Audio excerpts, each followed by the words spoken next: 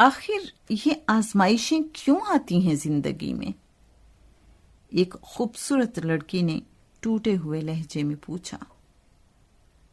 اللہ سورہ الاعراف کی آیت نمبر 168 میں فرماتا ہے، اور ہم ان کو اچھے اور برے حالات سے آزمائش میں مبتلا کرتے رہے کہ شاید یہ پلٹ آئیں۔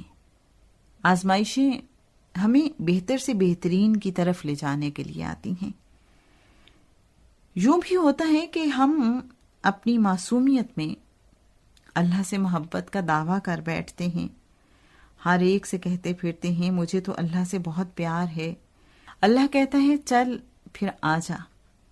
اس محبت کو ثابت کرنے کے لیے ٹیسٹ ہے، سہل زندگی گزارنی ہے تو اللہ سے محبت کرتے رہنا، اس کے کرم کے تذکرے بھی، لیکن کبھی سرِ عام اس سے محبت کا دعویٰ مت کرنا، ورنہ ٹیسٹ دینا پڑے گا۔